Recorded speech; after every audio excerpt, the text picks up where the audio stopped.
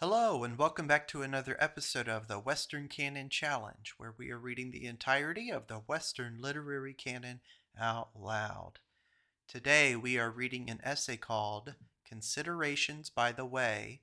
It is another of Emerson's great essays from The Conduct of Life. This is our last group of essays, by the way, before we are completely done with all of his essays, and we move on then to what are called his journals/notebooks. Then we have the poems, and after that, we are done with Ralph Waldo Emerson. So, with that said, I will go ahead and start our next essay, Considerations by the Way. Hear what British Merlin sung, of keenest eye and truest tongue. Say not the chiefs who first arrive usurp the seats for which all strive. The forefathers this land who found failed to plant the vantage ground. Ever from one who comes tomorrow men wait their good and truth to borrow. But wilt thou measure all thy road, see thou lift the lightest load. Who has little to him who has less can spare. And thou, Cindelin's son, beware ponderous gold and stuffs to bear. To falter ere thou task fulfill, only the light-armed climb the hill. The richest of all lords is use, and ruddy health the loftiest muse. Live in the sunshine, swim the sea, drink the wild air's salubrity. Where the star canopy shines in May, shepherds are thankful and nations gay. The music that can deepest reach and cure all ill is cordial speech. Mask thy wisdom with delight, toy with the bow, yet hit the white. Of all wit's uses, the main one is to live well with who has none. Cleave to thine acre, the round year will fetch off fruits and virtues here.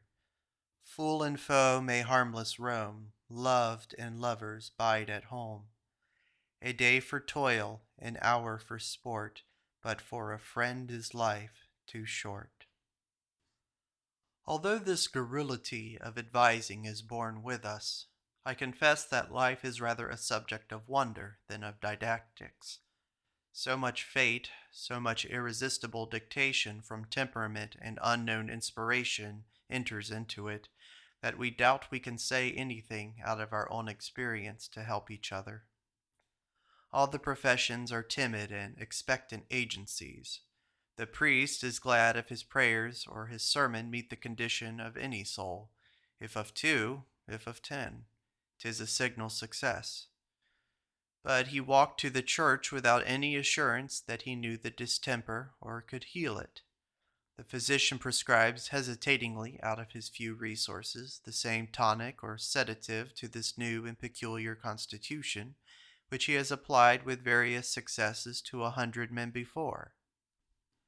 If the patient mends, he is glad and surprised. The lawyer advises the client and tells his story to the jury and leaves it with them, and is as gay and as much relieved as the client if it turns out that he has a verdict. The judge weighs the arguments and puts a brave face on the matter, and since there must be a decision, decides as he can and hopes he has done justice and given satisfaction to the community, but is only an advocate after all. And so is all life a timid and unskilful spectator. We do what we must and call it by the best names. We like to be praised for our actions, but our conscience says, "Not unto us." 'Tis little we can do for each other. We accompany the youth with sympathy and manifold old sayings of the wise to the gate of the arena, but 'tis certain that not by strength of ours or of the old sayings, but only on strength of his own, unknown to us or to any, he must stand or fall. That by which a man conquers in any passage is a profound secret to every other being in the world, and it is only as he turns his back on us and on all men, that draws on his most private wisdom, that any good can come to him. What we have, therefore, to say of life is rather description, or, if you please, celebration, than available rules. Yet vigor is contagious, and whatever makes us either think or feel strongly adds to our power and enlarges our field of action. We have a debt to every great heart, to every fine genius, to those who have put life and fortune on the cast as an act of justice, to those who have added new sciences, to those who have refined life by elegant pursuits. 'Tis the fine souls who serve us, and not what is called fine society. Fine society is only a self-protection against the vulgarities of the street and the tavern. Fine society, in the common acceptation, has neither ideas nor aims. It renders the service of a perfumery or a laundry, not of a farm or factory. 'Tis an exclusion in a precinct. Sidney Smith said, "A few yards in London cement or dissolve friendship." It is an unprincipled decorum, an affair of clean linen and coaches, of gloves, cards, and elegance and trifles. There are other measures of self-respect for a man than the numbers of clean shirts he puts on every day. Society wishes to be amused. I do not wish to be amused.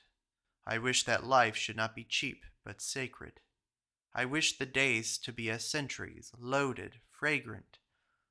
Now we reckon them as bank days, by some debt which is to be paid to us, or which we are to pay, or some pleasure we are to taste.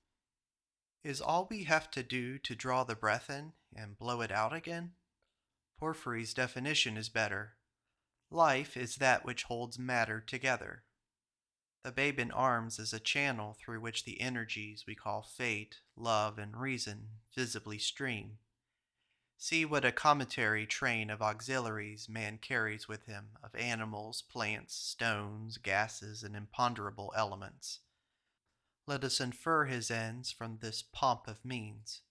Mirabeau said, "Why should we feel ourselves to be men, unless it to be succeed in everything, everywhere? You must say of nothing, that is beneath me, nor feel that anything can be out of your power. Nothing is impossible to the man who can will. Is that necessary? That shall be. This is the only law of success." Whoever said it, this is in the right key. But this is not the tone and genius of the men in the street. In the streets we grow cynical. The men we meet are coarse and torpid. The finest wits have their sediment. What qualities of fribbles, paupers, invalids, epicures, antiquaries, politicians, thieves, and triflers of both sexes might be advantageously spared. Mankind divides itself into two classes, benefactors and malefactors. The second class is vast, the first a handful. A person seldom falls sick, but the bystanders are animated with a faint hope that he will die. Quantities of poor lives, of distressing invalids, of cases for a gun. Franklin said, "Mankind are very superficial and dastardly. They begin upon a thing, but meeting with a difficulty, they fly from it discouraged, but they have capacities, if they would employ them." Shall we then judge a country by the majority or by the minority? By the minority, surely. 'Tis pedantry to estimate nations by the census, or by square miles of land, or other than by their importance to the mind of the time. Leave this hypocritical prating about the masses. Masses are rude, lame, unmade, pernicious in their demands and influence, and need not to be flattered, but to be schooled. I wish not to concede anything to them, but to tame, drill, divide, and break them up, and draw individuals out of them. The worst of charity is that the lives you are asked to preserve are not worth preserving. Masses. The calamity is the masses. I do not wish any mass at all, but honest men only, lovely, sweet, accomplished women only, and no shovel-handed, narrow-brained, gin-drinking million stockingers or lazzaroni at all. If the government knew how, I would like to see it check, not multiply the population. When it reaches its true law of action, every man that is born will be hailed as essential. Away with this hurrah of masses, and let us have the considerate vote of single men spoken on their honor and their conscience. In old Egypt it was established law that the vote of a prophet be reckoned equal to 100 hands. I think it was much underestimated. Clay and clay differ in dignity as we discover our preferences every day. What a vicious practice is this of our politicians at Washington pairing off, as if one man who votes wrong going away could excuse you, who means to vote right, for going away, or as if your presence did not tell in more ways than in your vote. Suppose the 300 heroes at Thermopylae had paired off with 300 Persians. Would it have been all the same to Greece and to history? Napoleon was called by his men Cent Mille, add honesty to him, and they might have called him 100 million. Nature makes 50 poor melons for one that is good, and shakes down a tree full of gnarled, wormy, unripe crabs before you can find a dozen dessert apples, and she scatters nations of naked Indians and nations of clothed Christians, with 2 or 3 good heads among them. Nature works very hard and only hits the white once in a million throws. In mankind, she is content if she yields one master in a century. The more difficulty there is in creating good men, the more they are used when they come. I once counted in a little neighborhood and found that every able-bodied man had, say, from 12 to 15 persons depended on him for material aid, to whom he is to be for spoon and jug, for backer and sponsor, for nursery and hospital, and many functions beside. Nor does it seem to make much difference whether he is a bachelor or patriarch. If he do not violently decline the duties that fall on him, this amount of helpfulness will in one way or another be brought home to him. This is the tax which his abilities pay. The good men are employed for private centers of use and for larger influence. All revelations, whether of mechanical or intellectual or moral science, are made not to communities, but to single persons. All the marked events of our day, all the cities, all the colonizations, may be traced back to their origin in a private brain. All the feats which make our civility were the thoughts of a few good heads. Meantime, this spawning productivity is not noxious or needless. You would say, this rabble of nations might be spared. But no, they are all counted and depended on. Fate keeps everything alive so long as the smallest thread of public necessity holds it on to the tree.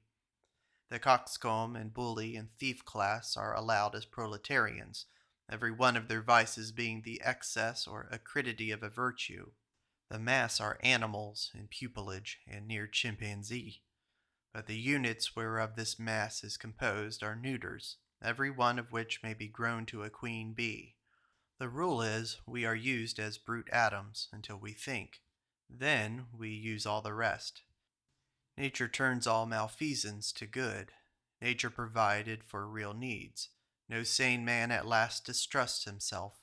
His existence is a perfect answer to all sentimental cavils. If he is wanted, and has the precise properties that are required.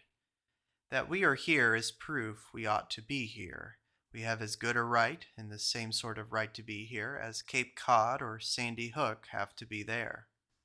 To say then the majority are wicked means no malice, no bad heart in the observer, but simply that the majority are unripe and have not yet come to themselves, do not yet know their opinion. That, if they knew it, is an oracle for them and for all. But in the passing moment, the quadruped interest is very prone to prevail, and this beast force, whilst it makes the discipline of the world, the schools of heroes, the glory of martyrs, has provoked in every age the satire of wits and the tears of good men. They find the journals, the clubs, the governments, the churches to be in the interest and pay of the devil. And wise men have met this obstruction in their times, like Socrates with his famous irony, like Bacon with lifelong dissimulation, like Erasmus with his book, The Praise of Folly, like Rabelais with his satire rending the nations. They were the fools who cried against me, you will say, wrote the Chevalier de Boufflers to Grimm. But the fools have the advantage of numbers, and 'tis that which decides. 'Tis of no use for us to make war with them. We shall not weaken them. They will always be the masters. There will not be a practice or a usage introduced of which they are not the authors. In front of these sinister facts, the first lesson of history is the good of evil. Good is a good doctor, but bad is sometimes better. 'Tis the oppressions of William the Norman, savage forest laws, and crushing despotism that made possible the inspirations of Magna Carta under John. Edward I wanted money, armies, castles, and as much as he could get. It was necessary to call the people together by shorter, swifter ways, and the House of Commons arose. To obtain subsidies, he paid in privileges. In the 24th year of his reign, he decreed that no tax should be levied without consent of lords and commons, which is the basis of the English Constitution. Plutarch affirms that the cruel wars which followed the march of Alexander introduced the civility, language, and arts of Greece into the savage East, introduced marriage, built 70 cities, and united hostile nations under one government. The barbarians who broke up the Roman Empire did not arrive a day too soon. Schiller says the 30 Years' War made Germany a nation. Rough, selfish despots serve men immensely, as Henry VIII in the contest with the Pope, as the infatuations no less than the wisdom of Cromwell, as the ferocity of the Russian czars, as the fanaticism of the French regicides of 1789. The frost which kills the harvest of a year saves the harvests of a century by destroying the weevil or the locust. Wars, fires, plagues break up immovable routine, clear the ground of rotten races and dens of distemper, and open a fair field to new men. There is a tendency in things to right themselves, and the war or revolution or bankruptcy that shatters a rotten system allows things to take a new and natural order. The sharpest evils are bent into that periodicity which makes the errors of planets and the fevers and distempers of men self-limiting. Nature is upheld by antagonism. Passions, resistance, danger are educators. We acquire the strength we have overcome. Without war, no soldier. Without enemies, no hero. The sun were insipid if the universe were not opaque, and the glory of character is in affronting the horrors of depravity, to draw thence new nobilities of power. As art lives and thrills in new use and combining of contrasts, and mining into the dark evermore for blacker pits of night, what would a painter do, or what would a poet or saint, but for crucifixions and hells? And evermore in the world is this marvelous balance of beauty and disgust, magnificence and rats. Not Antoninus, but a poor washerwoman, who said, "The more trouble, the more lion. That's my principle." I do not think very respectfully of the designs or the doings of the people who went to California in 1849. It was a rush and a scramble of needy adventures, and in the western country, a general jail delivery of all the rowdies of the rivers. Some of them went with honest purposes, some with very bad ones, and all of them with a very commonplace wish to find a short way to wealth. But nature watches over all, and turns this malfeasance to good. California gets peopled and subdued, civilized in this immoral way, and on this fiction a real prosperity is rooted and grown. 'Tis a decoy duck, 'tis tubs thrown to amuse the whale, but real ducks and whales that yield oil are caught, and out of Sabine rapes and out of robbers' forays, real Romes and their heroisms come in fullness of time. In America the geography is sublime, but the men are not. The inventions are excellent, but the inventors one is sometimes ashamed of. The agencies by which events so grand as the opening of California, of Texas, of Oregon, and the junction of the two oceans are effected are paltry, coarse, selfishness, fraud, and conspiracy, and most of the great results of history are brought about by discreditable means. The benefaction derived in Illinois and the Great West from railroads is inestimable, and vastly exceeding any intentional philanthropy on record. What is the benefit done by a good King Alfred, or by a Howard, or Pestalozzi, or Elizabeth Fry, or Florence Nightingale, or any lover less or larger compared with the involuntary blessing wrought on nations by the selfish capitalists who built Illinois, Michigan, and the network of the Mississippi Valley roads, which have evoked not only all the wealth of the soil, but the energy of millions of men. 'Tis a sentence of ancient wisdom that God hangs the greatest weights on the smallest wires. What happens thus to nations befalls every day in private houses. When the friends of a gentleman brought to his notice the follies of his sons with many hints of their danger, he replied that he knew so much mischief when he was a boy, and had turned out on the whole so successfully, that he was not alarmed by the dissipation of boys. 'Twas dangerous water, but he thought they would soon touch bottom and then swim to the top. This is bold practice, and there are many failures to a good escape. Yet one would say that a good understanding would suffice, as well as a moral sensibility, to keep one erect.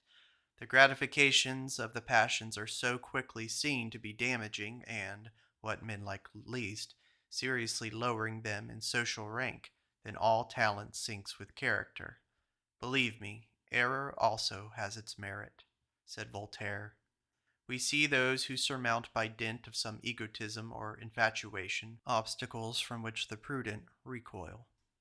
The right partisan is a heady, narrow man, who, because he does not see many things, sees some one thing with heat and exaggeration, and if he falls among other narrow men, or on objects which have a brief importance, as some trade or politics of the hour, he prefers it to the universe, and seems inspired and a godsend to those who wish to magnify the matter and carry a point. Better, certainly, if we could secure the strength and fire which rude, passionate men bring into society quite clear of their vices. But who dares out of the linchpin of the wagon wheel? 'Tis so manifest that there is no moral deformity, but is a good passion out of place, that there is no man who is not indebted to his foibles, that according to the old oracle, the furies are the bonds of men, that the poisons are our principal medicines, which kill the disease and save the life. In the high prophetic phrase, he causes the wrath of man to praise him, and twists and wrenches our evil to our good. Shakespeare wrote, "'Tis said, best men are molded of their faults." And great educators and lawgivers, and especially generals and leaders of colonies, mainly rely on this stuff, and esteem men of irregular and passionate force the best timber. A man of sense and energy, the late head of the farm school in Boston Harbor, said to me, "I want none of your good boys, give me the bad ones." And this is the reason, I suppose, why, as soon as the children are good, the mothers are scared, and think they are going to die. Mirabeau said, "There are none but men of strong passions capable of going to greatness, none but such capable of meriting public gratitude." Passion, though a bad regulator, is a powerful spring. Any absorbing passion has the effect to deliver from the little toils and cares of every day. 'Tis the heat which sets our human atoms spinning, overcomes the friction of crossing thresholds, and first addresses in society, and gives us a good start and speed, easy to continue when once it is begun. In short, there is no man who is not at some time indebted to his vices, as no plant that is not fed from manures. We only insist that the man meliorate, and that the plant grow upward, and convert the base into the better nature. The wise workman will not regret the poverty or the solitude which brought out his working talents. The youth is charmed with the fine air and accomplishments of the children of fortune, but all great men come out of their middle classes. 'Tis better for the head, 'tis better for the heart.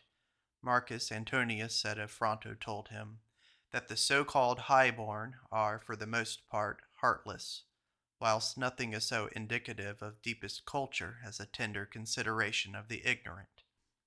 Charles James Fox said of England, "The history of this country proves that we are not to expect from men in affluent circumstances the vigilance, energy, and exertion without which the House of Commons would lose its greatest force and weight. Human nature is prone to indulgence, and the most meritorious public services have always been performed by persons in a condition of life removed from opulence. And yet what we ask daily is to be conventional. Supply, most kind gods, this defect in my address and my form in my fortunes, which puts me a little out of the ring. Supply it, and let me be like the rest whom I admire and on good terms with them. But the wise gods say, no, we have better things for thee. By humiliations, by defeats, by loss of sympathy, by gulfs of disparity, learns a wider truth in humanity than that of a fine gentleman. A Fifth Avenue landlord, a West End householder, is not the highest style of man, and though the good hearts and sound minds are of no condition, yet he who is able to be wise for many must not be protected. He must know the huts where poor men lie, and the chores which poor men do. The first-class minds, Aesop, Socrates, Cervantes, Shakespeare, Franklin, had the poor man's feeling and mortification. A rich man was never insulted in his life, but this man must be stung. A rich man was never in danger from cold, or hunger, or war, or ruffians, and you can see he was not from the moderation of his ideas. 'Tis a fatal disadvantage to be cockered and to eat too much cake. What test of manhood could he stand? Take him out of his protections. He is a good bookkeeper, or he is a shrewd adviser in the insurance office. Perhaps he could pass a college examination and take his degrees. Perhaps he can give wise counsel in a court of law. Now plant him down among farmers, firemen, Indians, and immigrants. Set a dog on him. Set a highwayman on him. Try him with a course of mobs. Send him to Kansas, to Pike's Peak, to Oregon.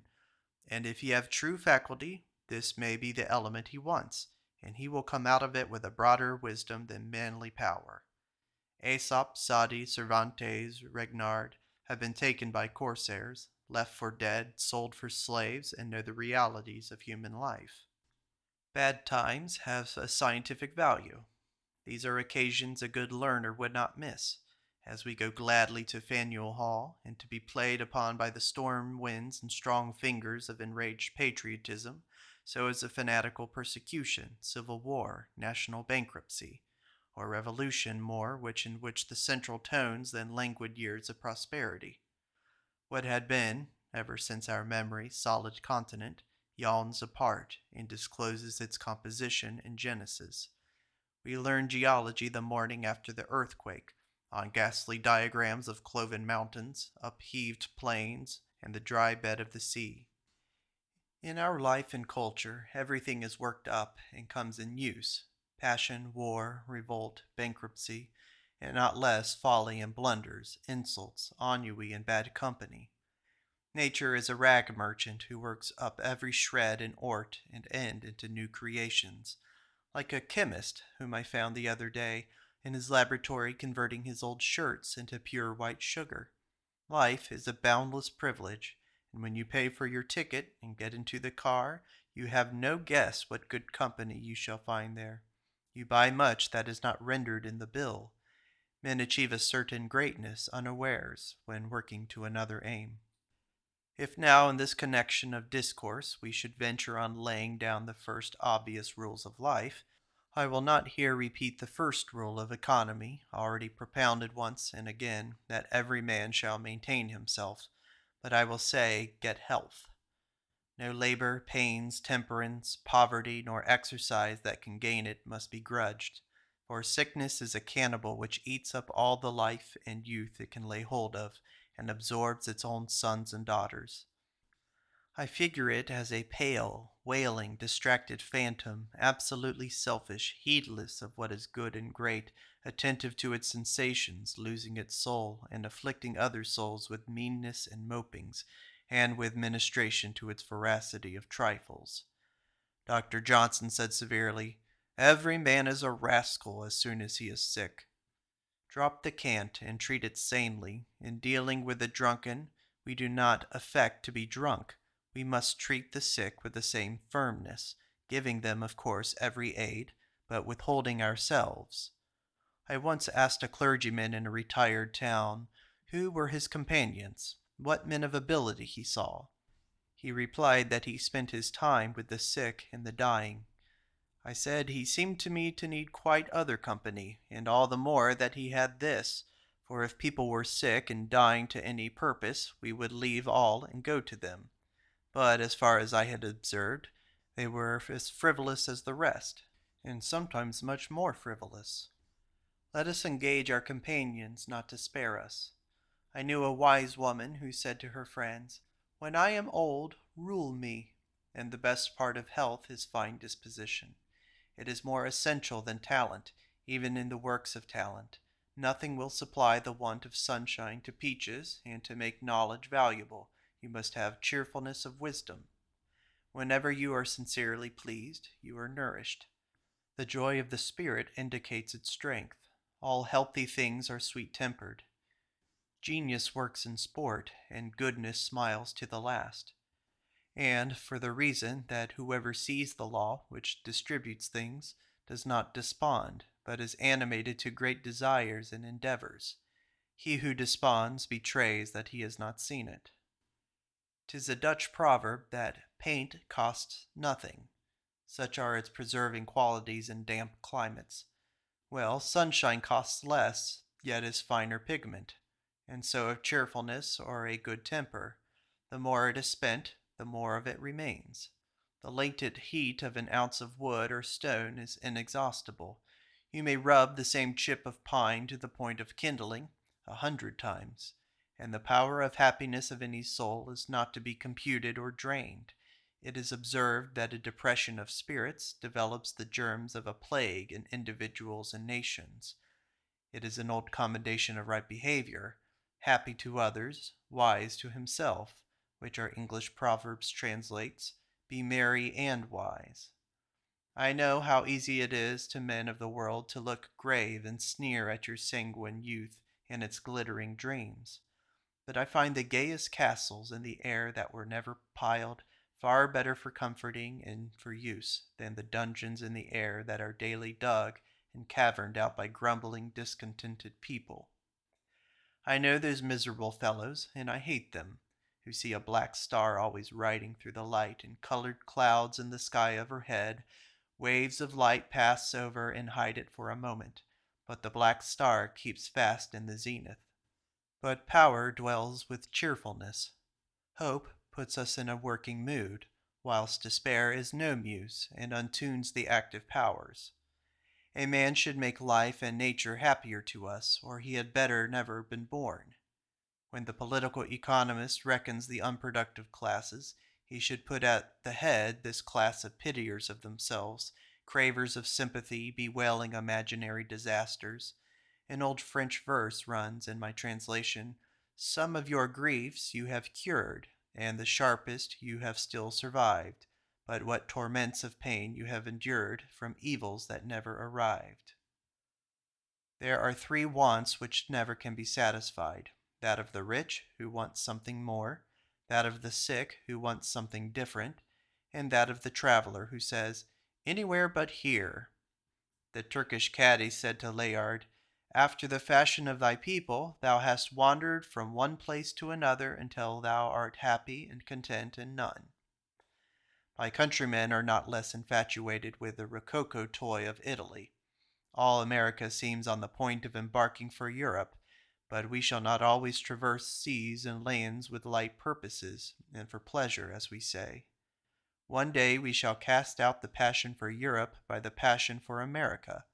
Culture will give gravity and domestic rest to those who now travel only as not knowing how else to spend money. Already, who provokes pity like that excellent family party just arriving in their well-appointed carriage, as far from home and any honest end as ever? Each nation has asked successively, "What are they here for?" until at last the party are shamefaced and anticipate the question at the gates of each town. Genial manners are good, and power of accommodation to any circumstance, but the high prize of life, the crowning fortune of a man, is to be born with a bias to some pursuit which finds him in employment and happiness, whether it be to make baskets, or broadswords, or canals, or statutes, or songs. I doubt not that this was the meaning of Socrates when he pronounced artists the only true wise, as being actually, not apparently so. In childhood, we fancied ourselves walled in by the horizon, as by a glass bell, and doubted not, by distant travel, we should reach the baths of the descending sun and stars. On experiment, the horizon flies before us, and leaves us on an endless common, sheltered by no glass bell. Yet 'tis strange how tenaciously we cling to that bell astronomy of a protecting domestic horizon. I find the same illusion in the search after happiness which I observe every summer recommenced in this neighborhood soon after the pairing of the birds. The young people do not like the town, do not like the seashore. They will go inland, find a dear cottage deep in the mountains, secret as their hearts. They set forth on their travels in search of a home. They reach Berkshire, they reach Vermont, they look at the farms, good farms, high mountainsides. But where is the seclusion? The farm is near this. 'Tis near that they have got far from Boston, but 'tis near Albany, near Burlington, or near Montreal. They explore a farm, but the house is small, old, thin, discontented people live there, and are gone. There's too much sky, too much outdoors, too public. The youth aches for solitude. When he comes to the house, he passes through the house. That does not make the deep recess he sought. Ah, now I perceive, he says. It must be deep with persons. Friends only can give depth. Yes, but there is a great dearth this year of friends, hard to find and hard to have when found. They are just going away. They too are in a whirl of the flitting world and have engagements and necessities. They are just starting for Wisconsin, have letters from Bremen. See you again soon. Slow, slow to learn the lesson that there is but one depth, but one interior, and that is his purpose. When joy or calamity or genius shall show him it, then woods, then farms, then city shopmen and cab drivers, indifferently with prophet or friend, will mirror back to him its unfathomable heaven, its populous solitude.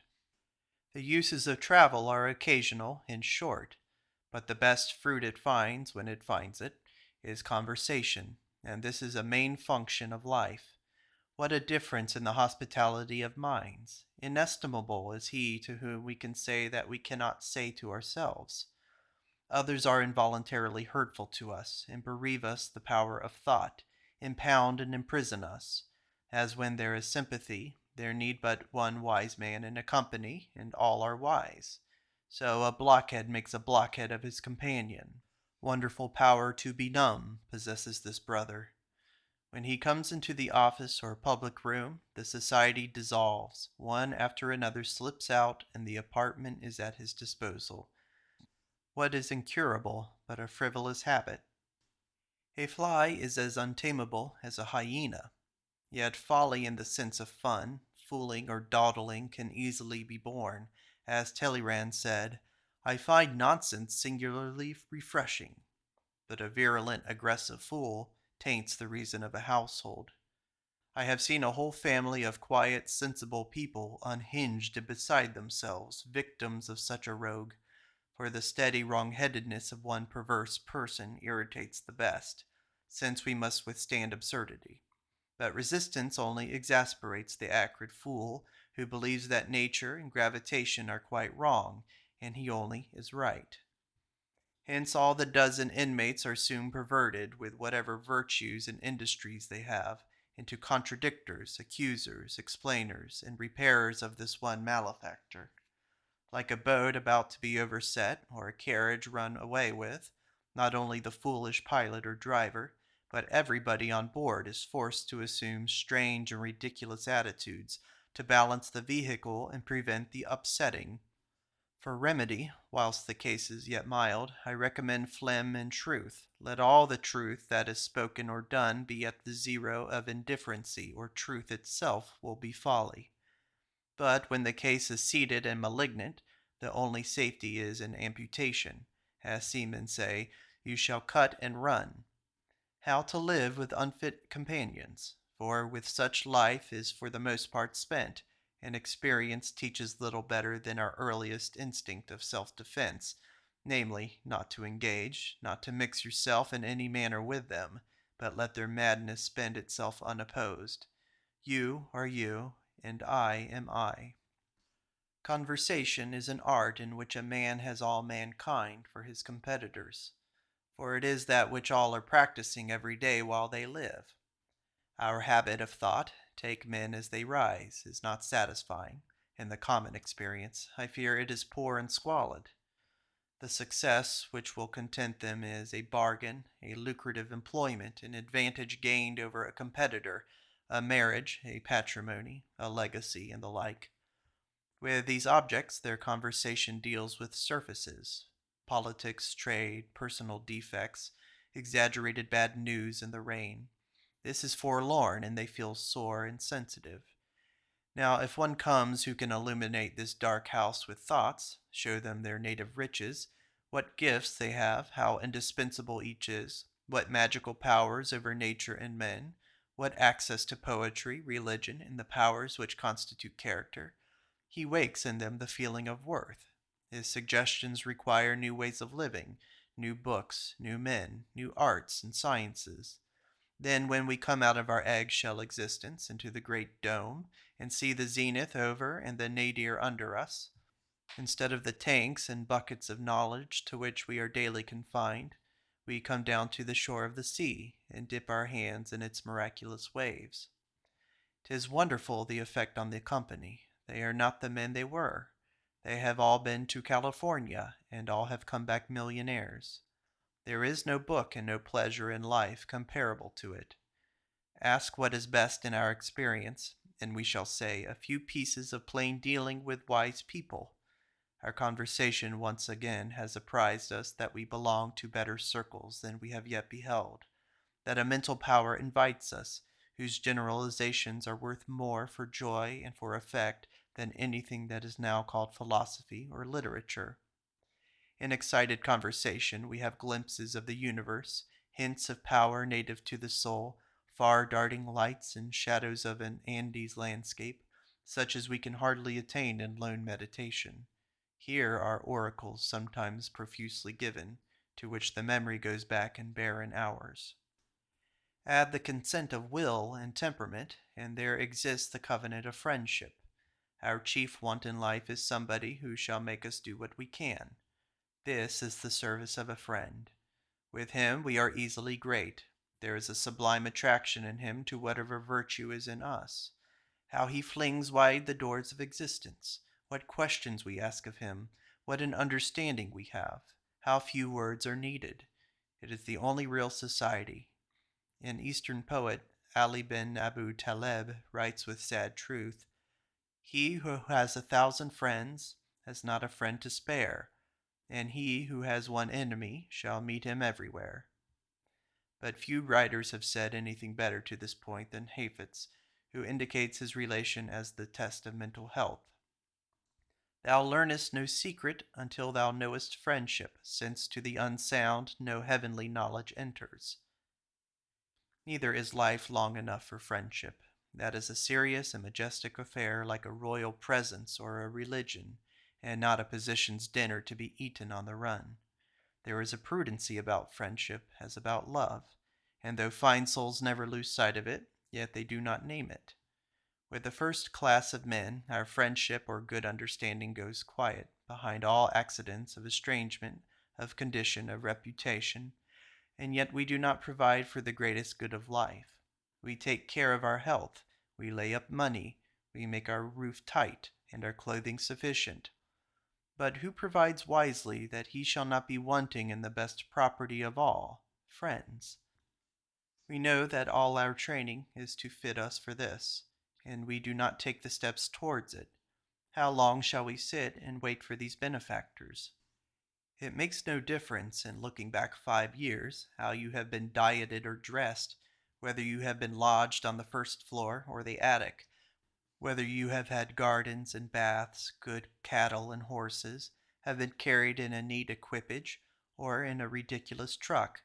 These things are forgotten so quickly and leave no effect.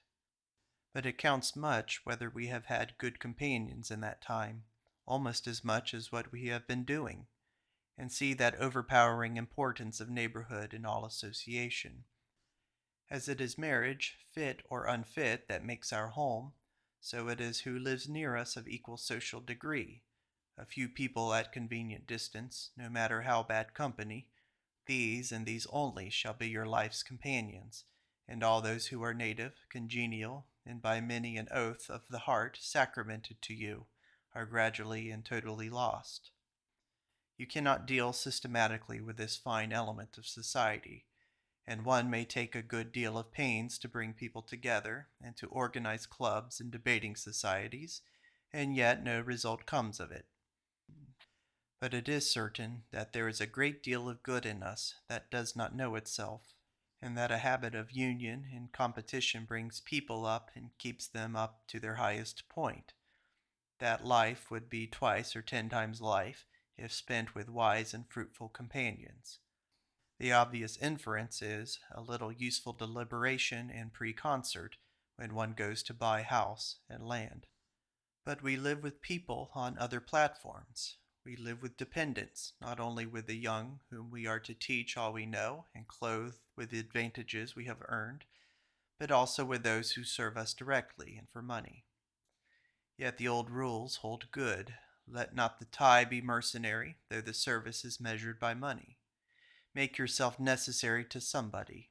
Do not make life hard for anyone.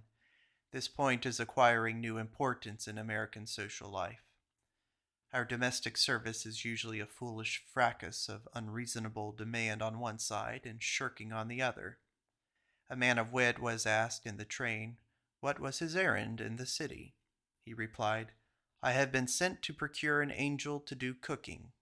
A lady complained to me that of her two maidens, one was absent-minded and the other was absent-bodied.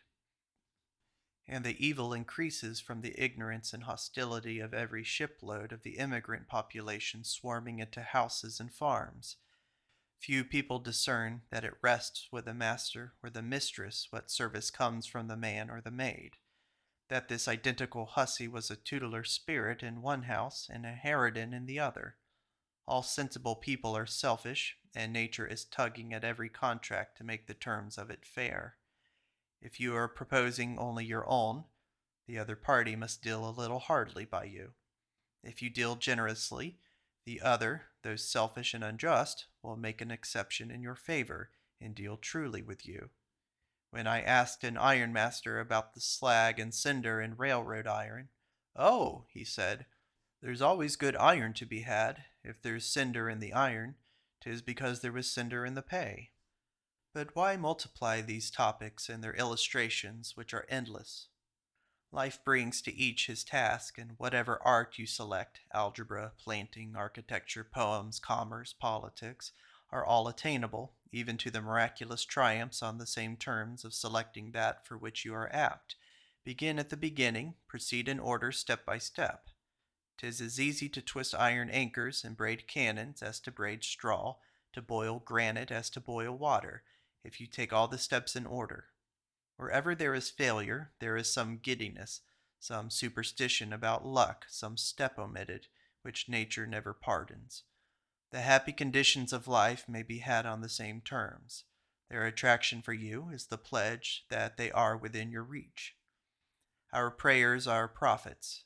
There must be fidelity, there must be adherence. How respectable the life that clings to its objects. Youthful aspirations are fine things. Your theories and plans of life are fair and commendable, but will you stick?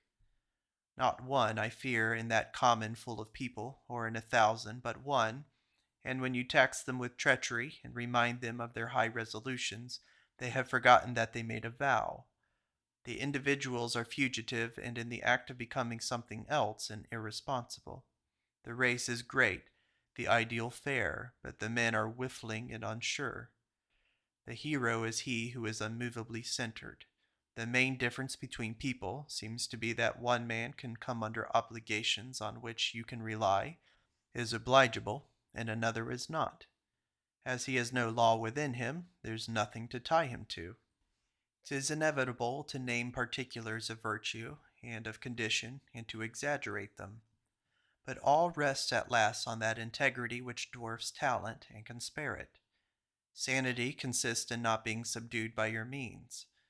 Fancy prices are paid for position and for the culture of talent, but to the grand interests, superficial success is of no account. The man, it is his attitude, not feats, but forces, not on set days and public occasions, but at all hours and in repose, alike in energy, still formidable and not to be disposed of. The populace says with horn took, if you would be powerful, pretend to be powerful. I prefer to say with the old prophet, seekest thou great things? Seek them not. Or what was said of a Spanish prince, the more you took from him, the greater he looked. The more we take from him, the bigger he is. The secret of culture is to learn that a few great points steadily reappear alike in the poverty of the obscurest farm and in the miscellany of metropolitan life, and that these few are alone to be regarded, the escape from all false ties, courage to be what we are, and love of what is simple and beautiful, independence and cheerful relation. These are the essentials. These, and the wish to serve, to add somewhat to the well-being of men. And that is the end of Considerations by the Way, an essay from Conduct of Life by Ralph Waldo Emerson. If you enjoyed this free narration, please consider subscribing so that you may join me on my quest to read the entirety of the Western literary canon out loud. Thank you for listening.